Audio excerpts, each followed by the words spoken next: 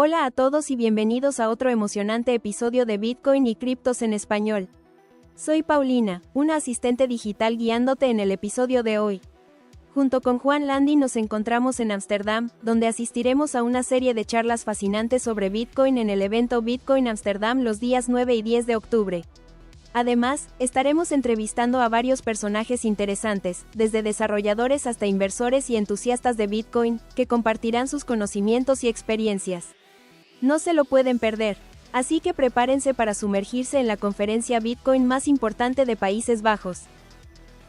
El episodio de hoy llega a ti gracias a nuestros auspiciantes. EBTC, la forma más fácil, rápida y segura de comprar y vender Bitcoin en Ecuador.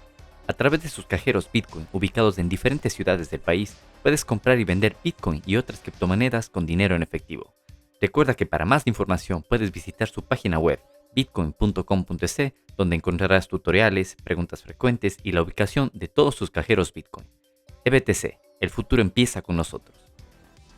Empezamos. Amigos, bienvenidos a un episodio más de Bitcoin y criptos en español.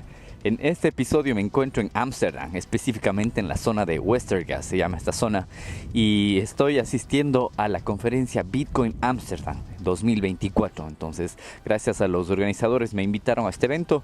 Estoy por ingresar aquí y está en una zona muy atractiva, que hay un parque, ahí veo aquí gente corriendo, tiene como un río también que cruza por aquí y es un escenario muy grande donde se realizan conciertos y todo eso, así que voy ingresando a esta zona de aquí. Bueno, me espero, hay charlas todas en inglés obviamente, pero hay expositores en español. Vamos a ver con cuánta gente me logro encontrar que habla español. También voy a estar comenzando con gente en inglés, hay charlas muy interesantes, está Jack Mahler, está Adam Back, bueno, entre algunos otros expositores interesantes, y van a ser 2 días de exposición. Va a ser el miércoles 9 de octubre y el jueves 10 de octubre, así que voy a pasar aquí los 2 días en Ámsterdam en la edición 2024 de esta conferencia que se viene realizando ya por algunos años. Así que bueno, esa es la introducción para este episodio de Bitcoin y criptos en español. Así que amigos, bienvenidos. Vamos a estar realizando entrevistas cortas, así como lo hemos hecho en eventos en vivos como en Riga, como en Praga. Vamos a hablar un poco de la gente, de las tendencias, en qué empresas trabajan, las tecnologías y todo eso. Así que amigos, bienvenidos a un episodio más de Bitcoin y criptos en español. Empezamos. Amigos, día 1 aquí en Bitcoin Amsterdam, las charlas increíbles, me encontré charlas súper interesantes, pero lo que no me esperaba es encontrar gente de habla hispana, y me encuentro aquí con Juan Pablo Mejía, que grabamos un episodio contigo hace 3 años más o menos. Entonces les voy a dejar el link del episodio aquí, así que Juan Pablo, cuéntame qué tal la experiencia en este evento, y cuéntame un poco de lo que has estado haciendo en Alfa Bitcoin, y también tienes un documental también que hiciste. Cuéntame un poco de eso. Bueno, muchas gracias por la invitación, un placer volver a encontrarnos después de tanto tiempo. El evento espectacular, como siempre, cualquier evento de Bitcoin donde uno viene puede aprender, conocer gente, reencontrarse con otras personas que ya había conocido, y eso siempre es muy especial. Yo creo que los bitcoiners tenemos algo que nos une además de Bitcoin, y es como ese deseo de libertad. Entonces siempre es muy bonito encontrarse con personas que tienen esos mismos ideales o piensan similar. Con respecto al Alfa Bitcoin, pues también vamos muy bien. Es un proyecto que empecé con Gael Sánchez Smith, que es autor de un libro sobre Bitcoin, obviamente, y después se nos unió Juan Rodríguez, que se llama, pues más conocido como Papá Bitcoin, y lo que tenemos es una plataforma dedicada para inversores en Bitcoin. Básicamente ofrecemos recursos, análisis, herramientas para que las personas que invierten en Bitcoin puedan hacerlo mejor, con información, con fundamento, y no simplemente con el deseo, con lo que sienten de las emociones, que tengan los datos y la información correcta para invertir. Y el documental Revolución Bitcoin, bueno, ya estuvimos en el ciclo de cines en España, estuvimos también en Argentina en una presentación, en Colombia. La idea es seguir presentándolo en algún par de eventos. Nos invitaron a un festival en México, y ojalá muy pronto estar ya online para poder llegarle a todo el mundo. Esa es la idea, llevar la palabra de Satoshi, el mensaje de Bitcoin, a toda la comunidad hispanoparlante. Y bueno, ¿cómo ves tu Bitcoin para este año, finales de este año 2025? ¿Cómo viene? No sé si te atreves a dar predicciones en el precio o algo así. Yo creo que antes de finalizar el año Bitcoin alcanza a marcar un nuevo máximo histórico, quedan 3 meses, entonces no me sorprendería si lo hiciera, pero obviamente Bitcoin es un animal muy extraño, ¿no? Entonces su volatilidad tampoco me sorprendería que llegara a bajar un poco, entonces hay que esperar. Yo estoy muy positivo, creo que todo lo que ha pasado, los desarrollos han sido muy buenos, ya salieron los Bitcoin del gobierno de Alemania, se han vendido la gran mayoría o se distribuyeron los Bitcoin de Mongox, creo que hay pocos eventos bajistas que podamos esperar, y en cambio sí creo que hay más eventos positivos. Por ejemplo, una sorpresa en la presidencia de Estados Unidos donde llegara a quedar este señor Donald Trump, creo que sería muy bullish para la industria, y aún así si quedara Kamala Harris creo que también va a ser muy positivo, porque es que cualquiera de los dos que quede van a seguir imprimiendo dinero y al final de eso es lo que se alimenta Bitcoin, ¿no? Del dinero fiat, es lo que lo hace más grande y fuerte. Sí, como sabemos, los bitcoiners después de más o menos 4 o 5 meses de las elecciones de Estados Unidos se cumple un año del halving y en muchos halvings anteriores al año es cuando el precio se crece exponencialmente y todo eso. Y bueno, cuéntame, Juan, planes para 2025, ¿qué esperamos contigo con Alpha Bitcoin? ¿Qué tiene? Bueno, yo creo que ahora mi objetivo después de haber hecho tantos proyectos es dedicarme principalmente a Alpha Bitcoin. Es un proyecto que está creciendo, ya tenemos más de 400 miembros, la newsletter tiene como 3.000 personas registradas, el grupo de Telegram está creciendo, todo está muy bien y es el proyecto que ahorita me está dando de comer. Entonces yo feliz porque es un proyecto que es bitcoiner, para bitcoiners, para personas que quieren invertir en Bitcoin y pues yo creo que es darla toda para sacar el proyecto adelante. Bueno, Juan, muchísimas gracias. Aquí les dejo el link de donde pueden encontrar al Juan en Alpha Bitcoin, en tus redes también, en Twitter y todo eso. Así que muchas gracias, Juan. Espero verte pronto en otro evento Bitcoin. Bueno, no, muchas gracias a ti por la invitación y sí, esperamos que ojalá podamos volver a encontrarnos. Listo, Juan. Chao. Chao. Bueno, día 1 de Bitcoin Amsterdam va llegando a su fin después de unas charlas increíbles y caminando aquí por la feria donde están los stands, escuché a alguien hablar español, entonces me acerqué y me encuentro con Uri. Coincide que también vives en Barcelona, así que le escuché a Uri y digo, bueno, tengo que hablar con él así. Uri, bienvenido al podcast. Cuéntame un poco de Hash, que es la empresa en la que trabajas. ¿De qué se trata Hash? Mira, hola, buenos días, buenas tardes, primero de todo, a ti y a tu audiencia. En Hash proveemos todas las soluciones que necesitas para minar criptomonedas, Bitcoin, Caspa, Ethereum, Dogecoin, Litecoin, da igual, cualquiera. Entonces, proveemos desde las instalaciones para minar, damos un precio de luz muy económico, estamos hablando de 0,07 céntimos de dólar el kilowatt, lo cual sube la rentabilidad que tendrías. Tenemos un servicio técnico propio, un año de garantía, y hacemos todo el setup. Si tú eres, por ejemplo, una persona que no sabes mucho, pero te quieres meter en el tema de minería, nuestros técnicos, ingenieros y técnicos que trabajan en remoto controlan todo el proceso por ti. Entonces, para vosotros solamente sería enchufar y disfrutar, ¿no? Como aquel que dice. Entonces, el tema de Hash vendría a ser como nuestra rama B2B.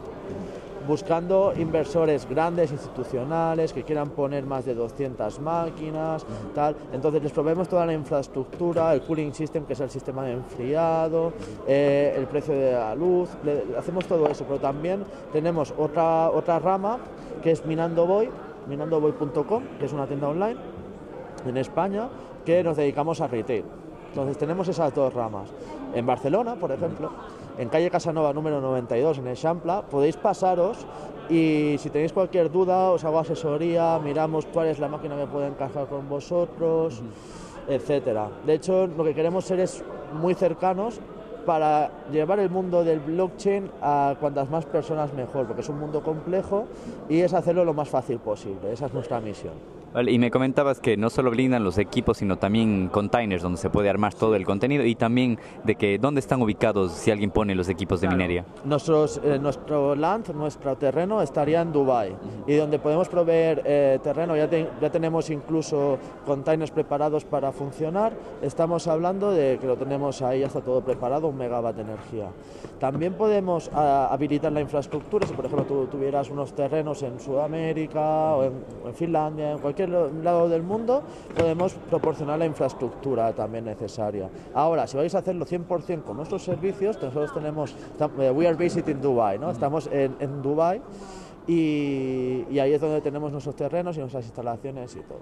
Ah, perfecto, qué interesante. ¿Y la gente que está interesada o necesita más información, dónde los puede encontrar? Mira, nos puede encontrar en hashcontainers.com, en minandoboy.com o visitando nuestras oficinas. Tenemos oficinas en Barcelona, en Madrid.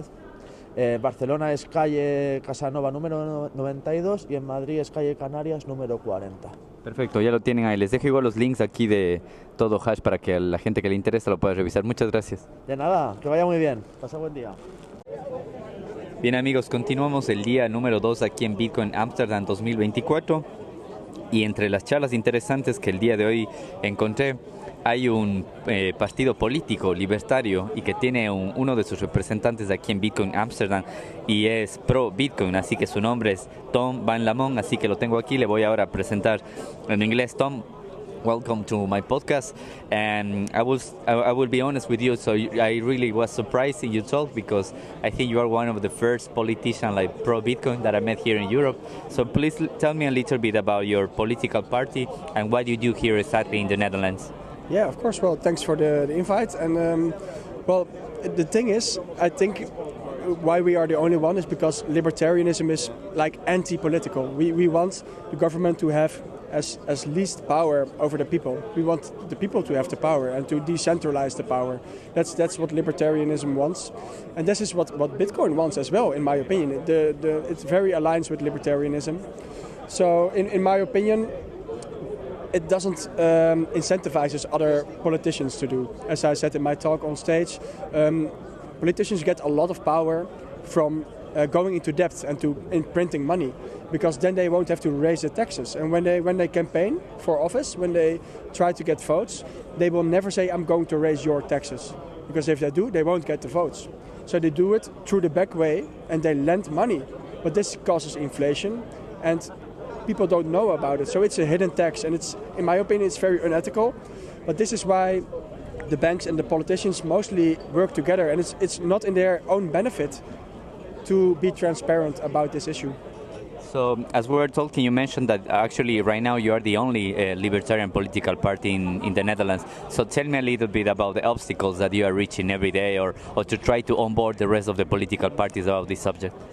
Yes, well, it's mostly about economic education. Like when our government talks about inflation, they are talking about the CPI, like the Consumer Product Index.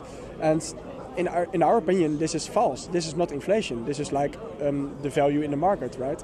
But they really manipulate the language already to say that, oh, it's the fault of the oil industry, or it's the fault of this industry, or it's the fault of Putin that prices are getting high. When we can see from economics that inflation is only caused by debasement of the currency, by printing money and making the money worth less. So, but as I said, when it's not in their own interest to educate people on this, they try to make it obscure. And they do this with the language already, and the governments and the media and all the companies, they do it the same. And now everybody in the Netherlands and most other companies, when the word inflation comes up, they say, yeah, it's inflation because of the big companies, and it's inflation because of the oil. And this is why it's very hard for us to be educational about these concepts when it's such a high barrier, when people, you just have different takes on what the words even mean. And as part of, in your talk, you mentioned that you gave some recommendations for people how to reach their politicians. So what type of recommendation can you set for my Spanish audience? For example, as I mentioned before, in South America and Latin America, we just have a few politicians like pro-Bitcoin. So what type of recommendation you can tell to the people to reach their politicians, or to, I don't know, to convince their politicians to be more libertarian or like pro-Bitcoin? Well, libertarian is maybe a step too far, but in my opinion, like the monetary system, especially in countries like Venezuela and other South American countries, where the value of the currency drops very rapidly, it's, in my opinion, like the education. Just tell everybody around you what the real source of the inflation is. And then they can pressure from the bottom up. They can pressure the politicians. No, it's your fault that there's inflation. Stop using the central bank. Stop issuing debt and stop doing all these things because it's not in our benefit. And if more people know about this, then I think from bottom up the change will come.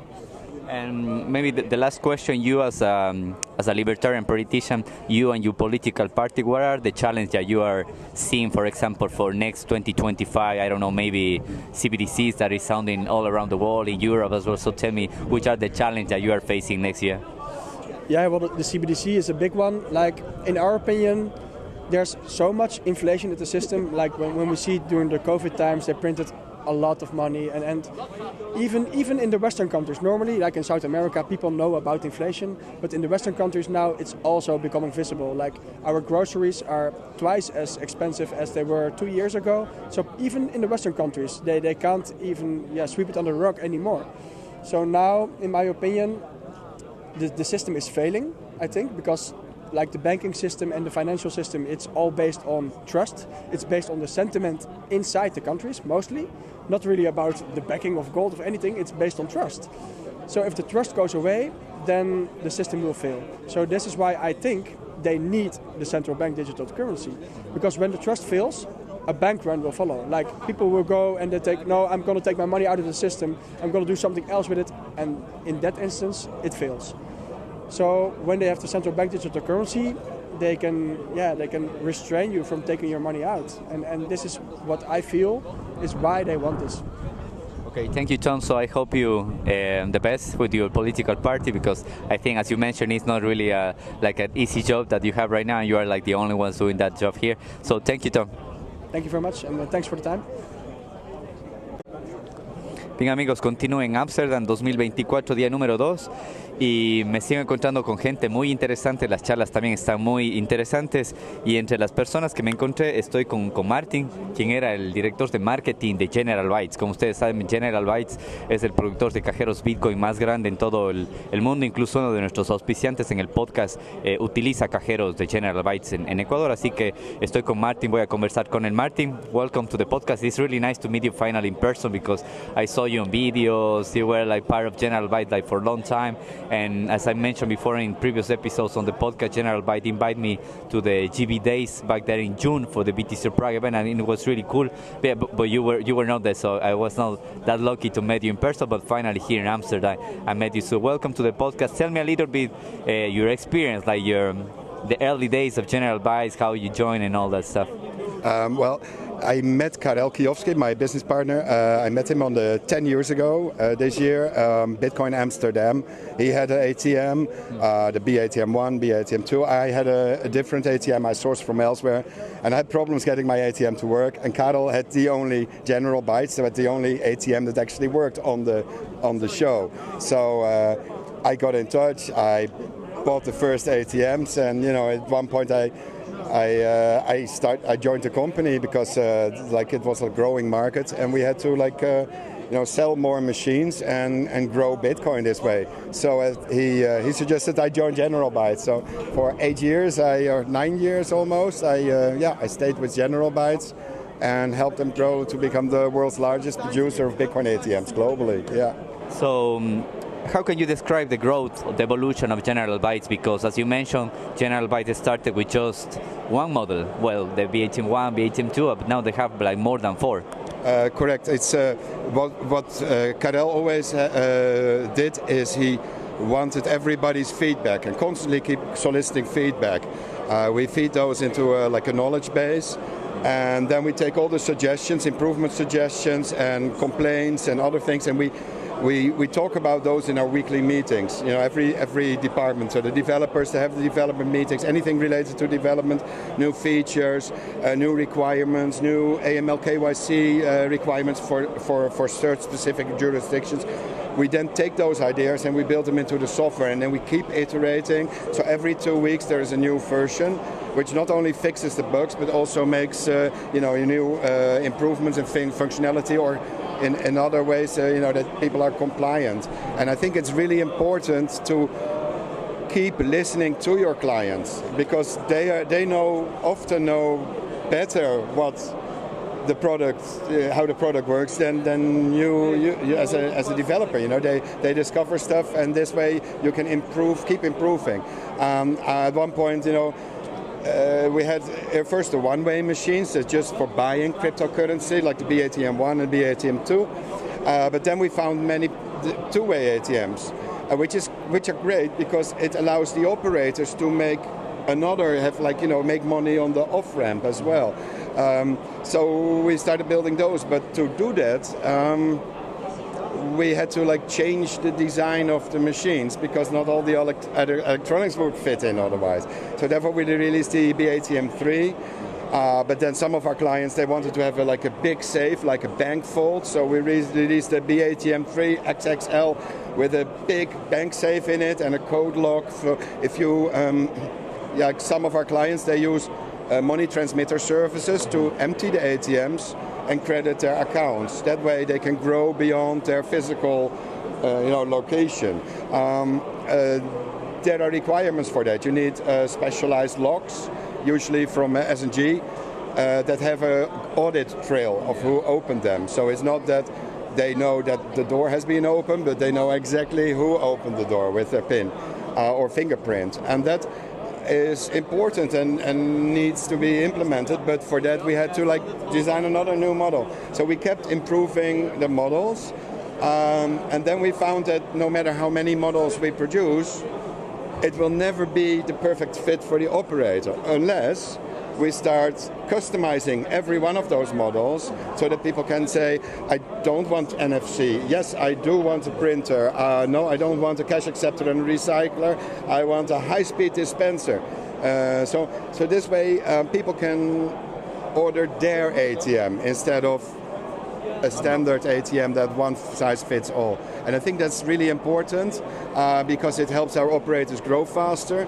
And if they grow faster, then hopefully it will benefit us too, benefit us as well. So this is good. I think it's a good synergy between the clients and the manufacturer, and I think this is important. I think it's important in any Bitcoin business, but especially with hardware devices like ATMs. Yes, you have to listen to your clients, and I think this is now after 10 years. Yeah, that's resulted in a range of different products. Like we have a smart safe now in California. There's a limit on the maximum amount you can put in the ATM, which is obviously going to hurt business for our operators. So what we did is we created a smart safe, and it sits under the cashier's desk. And when the user inserts too much money into the ATM, it will print a ticket. It will tell the ticket, you need to continue your transaction at the human behind the counter. And he will be able to accept a whole bunch of notes, scan the little receipt, then put the notes in the machine, and it will bulk feed them, just not eat one by one, but all at the same time. And it will credit the users their account. So we checked it. Our legal department says it's absolutely okay to use in California. And basically we provided a solution within a month after learning about this new law. So this is an example of listen to your customers, because they're the most important ever, especially for the company, So that interaction is really important because it helps us create a new machine. So this is, we keep doing that. I think if you are listening and you start a business, make sure that you always listen to your clients. It's whatever the business is, even if you're baking cookies, just keep soliciting their feedback. Yeah, actually, I was able to see that the new product that you mentioned back there in June in the GB days, and even the GBU, the Ultra, the new Ultra ATM, even the new chip that they're going to release to make the ATMs faster, and the general byte map as well to locate all the ATMs around the world. So as I agree with what you said, that General Bytes has always the client's feedback in the roadmap, so that's why they keep always improving. And now that you mentioned that you've been with General Bytes more than 10 years, so what are you working right now? What are your plans right now? Right now, I am taking some time off because I joined General Bytes when we were really small.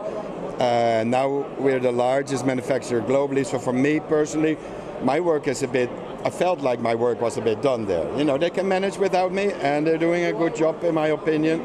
So I took some time off. I've never taken a holiday off except in 2004 and 2005. I took a week off, but that was like before Bitcoin, and I just need some time off. For me, like visiting a conference here, yeah, this is the first time I actually don't have a business card with me. Even though, you know, people can get in touch, but I don't have a business card with me, and I know it's a way it's liberating. I'm here for fun now. I'm not here for work. I will still keep in touch with the company. It's like, you know, I don't have any children, but I imagine if you have like a family and you have children, you know, you keep in touch with the children. And this is like, you know, for me, the ATMs are my children. Yeah, so, yeah. Well, Martin, it was really nice to meet you. So I wish you all the luck in your new projects that you have, and I would like to see you maybe in another Bitcoin conference in the future. Yeah. Absolutely, and let's stay in touch. If you would love to hear more. Yeah. And thank you for having me on your show. Yeah, thank you, Martin. Amigos, sigo en Bitcoin Amsterdam y como ustedes recuerdan, estuve hace unos cuantos meses en Bitcoin Praga, que también me invitaron, y ahora tuve el gusto de conocer a uno de los organizadores del evento, que es Martin Kuhasz. Bueno, espero haberlo pronunciado bien porque es un apellido checo, así que estoy ahora con Martin, quien es el organizador de Bitcoin Praga, el evento que estuve el año anterior, y es un evento Bitcoiner magnífico, así que vamos a conversar con él. So Martin, welcome to my podcast. It's really nice to meet you in person. So we were talking with another Martin who is from Czech Republic and from Czech Republic as well. And so he introduced us, and so he said, yeah, look, he's the organizer of Bitcoin Prague. So tell me a little bit how long it takes to organize a conference like Bitcoin Prague, because it's one of the huge conferences here in Europe. Yeah, thank you for having me. So like the whole story starts in 2019 when me and my brother realized that we want to do something more in Bitcoin than just hodl it. We were already luckily behind the shitcoin thing of stuff. And we are not developers, so we thought, what can we do else? And we always like to do a party, even like crazy ones, for people we like, for friends of ours, as we like to have them near and see them having fun. So we realized that, okay, how about we do some kind of a party or a small conference in Bitcoin, which we like, and nobody really does this before in Czech Republic back then. So we realized that, okay, let's give it a try. And then all that COVID thing happened, so we picked the first day for the conference, September 2020, but we are super lucky as the restrictions were down for a week for no reason, I don't understand.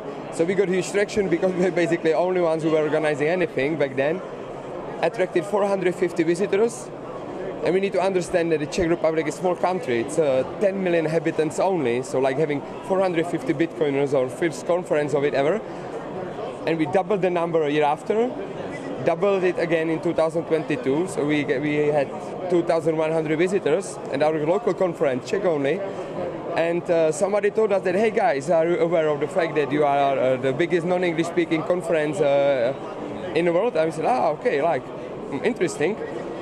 And that's basically the moment when the seed was planted, so we started to think with Matthias, like what can we do more, and we realized that if we want to do more, we need to switch to English, we need to move from Ostrava to Prague, and we thought that it might be better not to ruin the chain camp, but rather create another event, which BTC Prague is. And we said like the ambition is really high, so we wanted to attract 10,000 visitors on the first year of it and having 100 companies. Yes. A bit too ambitious, but we still got like 6,500 visitors, and 80 companies, strictly Bitcoin only, were there, showing what they do in a space. Like it was a great success, and we repeat it again, and that basically fully employs us. So we have a small company, very few people, building it again for the next year, basically. So how many people did you have in the previous edition this year in June? Yeah, this year we attracted 7,500 visitors, and almost 100 companies were there, showing what they do. Yeah, what I really got surprised is I was not waiting to find like speakers or people like Spanish speakers, but I found a lot of people from Spain, from El Salvador, from Argentina as well, people from La Bitcoineta, this guy traveling in the Bitcoin in the van around Europe, they were there, so I found it really cool. So what are your expectations or your plans for the next year for Bitcoin Prague 2025? Yeah, that's a tricky one. It's still not like 100% decided, to be honest, but what we know is that it still needs to remain like the pleb-focused conference. We really do it for the people first, for the Bitcoiners, so they can meet, learn, have fun, and we aim to connect like those small Bitcoin communities which are distributed across the Europe together in Prague, so they can learn from each other. They can understand what are the different use cases for Bitcoin in different countries. It surprised me a lot when I realized like how different we are as a Bitcoiners, but still Bitcoiners, actually all around the world. So this gonna stay definitely, and we want to attract even more people from the neighboring countries. For example, there were many visitors from Poland, not even from Spain, so that would be great. So we can like share even more, and we want to attract more, even more companies from the traditional world, like not only from the Bitcoin space, so they can learn and they can understand what Bitcoiners are. We are basically different than any other bubbles in the world. So they can maybe somehow adapt and with their product, with the services, which will help the ecosystem and which can even potentially help them on the budgeting side of things. So I believe that there is a lot of potential, and we are just trying to find the right fit so like Bitcoin can grow. That's what entertains us. Yeah. So for the people who is interested to join the conference next year, where they can find more information about it? It's very easy. It's our Twitter, btcprague.com, or our webpage, btcprague.com. Twitter is the best. That's the channel where we communicate the most. So, well, thank you, Martin. Martin, the organizer of BTC Prague. So looking forward to see you next year in Prague. Thank you. I'm honored, and it's gonna be great to see you there too. Thank you. Bye. Amigos, Bitcoin Amsterdam 2024 va llegando a un fin. Este es el día número 2. Me he encontrado con gente muy interesante. Hoy más de grabado en inglés, pero por fin encontré a alguien de habla hispana aquí. Yemuye Octubre, de Bitcoin Mermaid, que también hace música sobre Bitcoin en español, en inglés. Ahora nos va a contar. Así que bienvenida al podcast. Cuéntame un poco desde cuándo haces música sobre Bitcoin y por qué empezaste este proyecto. Pues hola a todos, un placer. Soy la creadora del Orange Pill Jam Project y pues sí, hacemos música solo sobre Bitcoin o la filosofía, los temas relacionados como la ética de Bitcoin, ¿no? A veces no se menciona Bitcoin, pero siempre se trata pues de cosas como la libertad o las tecnologías peer-to-peer, o yo qué sé, la descentralización. Empecé hace 2 años con este proyecto en Plan B, delante de las Orange Pills de Satoshi's Gallery, y pues ahí también se inspiró el nombre de Orange Pill Jam Project, y pues en realidad sí es para darles la píldora naranja a pues los newbies también, y quizás que aprendan algo. Intento también pues hablar de temas técnicos y cosas así más complejas, pero últimamente pues es como más que nada para agradecer la creación de Bitcoin y todos los que están trabajando en ello, y pues es increíble, ¿no?, lo que hace la gente para que esto funcione, y las horas que se han echado trabajando sin que nadie les pague, los cypherpunks ahí metidos en sus agujeros, escribiendo código, construyendo el mundo nuevo de libertad en el que pues nosotros ahora pues estamos viviendo y que cada vez es más, ¿no? Y pues quería como agradecerle a toda esta gente que invierte tanto tiempo, y yo pues desgraciadamente pues no sé escribir código ni cosas así técnicas, ni tampoco pues tengo estudios de yo que sé business o nada así, ni estudios de nada de hecho. Entonces pues una de las únicas cosas que sé hacer es de música, lo hago desde hace 17 años, y por eso pues decidí que da igual lo que haga, tiene que ser Bitcoin, y por qué no Bitcoin Music. Bueno, y me contaste que eres de España, de Granada, ¿no? Entonces quería saber tu música, ¿en qué está? ¿Solo en inglés o en español? Pues tengo en español también, y también tengo en español y en inglés las dos cosas juntas, y obviamente también en inglés. Y pues hacemos como músicas tradicionales mezcladas con beats y efectos modernos, como intentando mantener el pasado vivo y abrazar el futuro para vivir en el momento. Y pues intentamos que sea música para bailar, que eso es la vida, el movimiento, el baile, la felicidad. Y bueno, la gente que está interesada en escuchar tu música, ¿dónde te puede encontrar? Oye, pues en Wavelake, mi sitio favorito, porque está creado para bitcoiners, se puede pagar con Lightning directamente a los artistas, pero también estamos en YouTube, SoundCloud y pues en Spotify también. Y para contactar con nosotros y hablar con nosotros, pues casi que lo mejor por Twitter, supongo, o por X o como lo queráis llamar. Bueno, ¿cómo te encuentras en Twitter? Pues The Orange Pill Jam Project por una parte y The Bitcoin Mermaid y Moya Utsume por otra parte, que es mi cuenta privada. Bueno, así que perfecto, muchísimas gracias. Ya saben, lo pueden encontrar como The Bitcoin Mermaid. Les voy a dejar los links aquí, así que muchísimas gracias. Muchas gracias a ti, Sebastián, sí.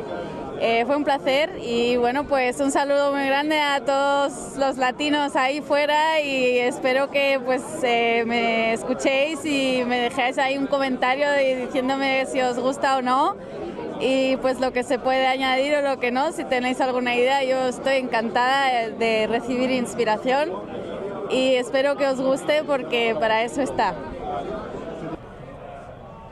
Bien, amigos, esta es la última entrevista que hago y me encuentro con Oscar, que es más conocido como el Wise Rabbit, que es un personaje increíble.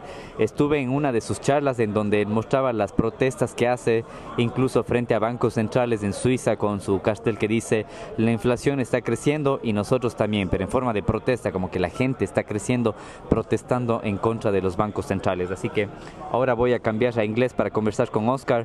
So, Oscar, really pleased to have you here in my podcast. I was in one of your talks and I was really surprised what you are doing here in Europe, like striking against the central bank. So tell me a little bit, when did you start this and why? So I started protesting because I was deeply involved with the Europe and German climate movement, and I felt there is a big urge for change within many societies I witness in Europe, but most of the change we're proclaiming when we're protesting in coal mines or in forests or wherever grave dangers towards our environment happens, we're always protesting against politicians and for new regulation or different regulation. And I felt very frustrated about this because political change is very slow. And it's even slower than individual change because we both know it's really tough to change our habits. Yeah. I don't know, like I've changed to eating more vegan food, for example, and it took me some months and years to really get used to it. And on political scale, it takes even longer. It probably takes decades. And that's why I was looking for a tool that individuals can use to change for the better regarding consumption, regarding just becoming more sustainable themselves. And Bitcoin is a very powerful tool and weapon to do that because it changes. There's this good quote by, I think, Jimmy Song, who said, Bitcoin changes you more than you will change Bitcoin. So Bitcoin changed me a lot by empowering me to use this tool to disempower nation states that are currently trying to push us over the edge regarding climate issues and environmentalism. So yeah, I harnessed that, and on the same side I saw a lot of power within the climate movement to use these peaceful public protests and civil disobedience. So I try to combine it. And I would like to ask you about because you have one sign that is in the picture, like it says, inflation is rising and so we are. So tell me, how did you get with this phrase? It was yours or someone helped you with this phrase? Just tell me. So usually, all I do is remixing climate protest onto Bitcoin. Stuff that I experience within Fridays for Future, I remix onto Bitcoin and call it Saturdays for Satoshi. And this sign is maybe third week or second week of Saturdays for Satoshi, with inflation is rising and so are we. And usually at climate chants or at climate rallies, you chant the oceans are rising and so are we. But I thought, the oceans are rising and so are we, but inflation is rising and so are we is a good message to claim for Bitcoiners. Yeah, I think it's really a good quote that you have in your sign here, and I find it really cool. And I would like to ask you, you mentioned in your talk that, for example, you've been there at the front of central banks sometimes, and from 100 people walking in front of you, you sometimes just have one or two stopping and ask you what you are doing. So tell me, what's been the feedback that you got from the people that they saw you they're striking in the front of the central banks? I'd like to answer with a quote from Mahatma Gandhi. He said, "First they ignore you, then they laugh at you, then they fight you, then you win." So most people, they either ignore me or laugh at me. This is more than 90% probably. And that's okay. And the few I actually talk to, they're either fighting me or I've won them over just by radiating exactly the right vibe. But overall, people's feedback is very positive and generous, because I'm not annoying anybody. I'm not.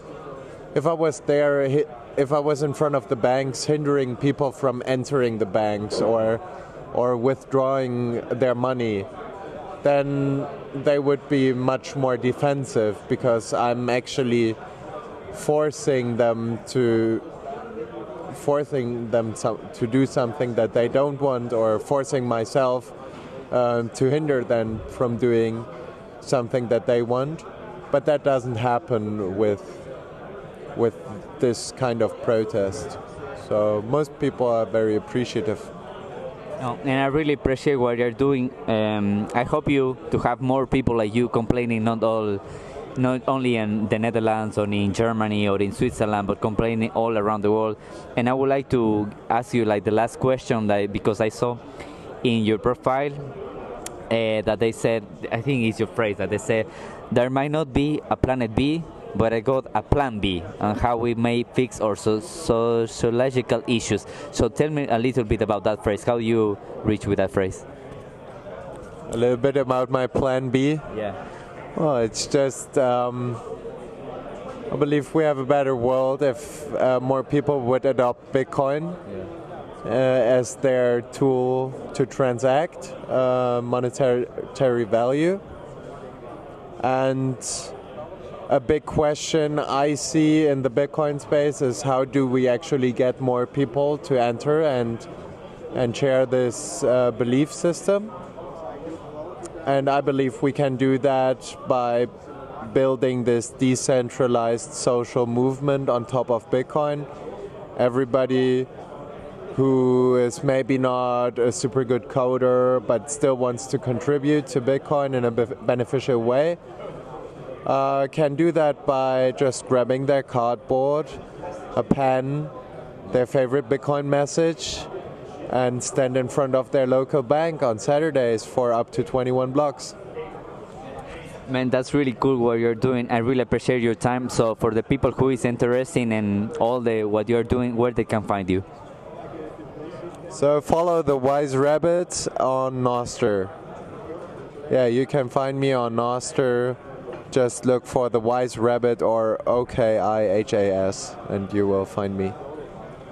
Okay, thank you, Oscar, for the people interested in Oscar. So I will leave all your links for example, for Nostr, because you are not in other social media, are you? No, I'm Master only, decentralized. So, yes, he completely decentralized. So I will leave for other people who is interested his Nostr link. So thank you, Oscar. Thank you for having me. Success. Bueno amigos, llega al final Bitcoin Amsterdam 2024, ha sido un evento increíble. El día de hoy me he enfocado más en hablar con gente que habla inglés. He cerrado el evento tomándome una foto con Adam Bach, con quien conversé en el evento de Riga, que les dejo el link aquí para los que quieran ver el podcast. Pero bueno, pude tomar una foto con él y lo más increíble es que se acordó de mí y me dice, sí, te vi, tú eres de Ecuador, que del último evento en Riga y todo eso, así que increíble con Adam Bach. Así que este ha sido un evento con muchísimas perspectivas que se han cumplido. Por ejemplo, estar en las charlas con Jack Mallers, me he encontrado con políticos que están hablando sobre Bitcoin no solo en Europa, sino específicamente aquí en Amsterdam, que son del partido político libertario. Me he encontrado con gente que es de los primeros fundadores de General Bytes, con muchísima gente que me volví a encontrar incluso de eventos previos de Bitcoin Praga, de Bitcoin Riga. Muy interesantes estos eventos, así que amigos, esto ha sido todo por este episodio de Bitcoin y criptos en español en Bitcoin Amsterdam 2024. Les invito a que se unan a este tipo de eventos Bitcoin en toda Europa, como puede ser Bitcoin Praga, como puede ser en Riga o como puede ser aquí en Amsterdam. Y les agradezco muchísimo por haber apoyado todo este año este podcast. Este ha sido el cuarto evento de criptomonedas en el que he estado, el tercer evento específicamente Bitcoin que he estado aquí en Europa, y espero que les haya gustado muchísimo porque he intentado encontrar a la gente más interesante para poder hablar en el podcast, para que ustedes vayan más o menos viendo por dónde se mueve la industria. Y eso ha sido todo por este episodio de Bitcoin y criptos en español. Así que amigos, muchísimas gracias y nos vemos en el próximo evento. Ahora me voy al after party de aquí de Bitcoin Amsterdam. No sé qué nos espera, pero ya les contaré más detalles en el próximo episodio. Así que chao. El presente podcast no supone asesoramiento financiero de ningún tipo, sino simplemente la opinión de sus participantes. Antes de invertir en criptomonedas, realiza tu propia investigación.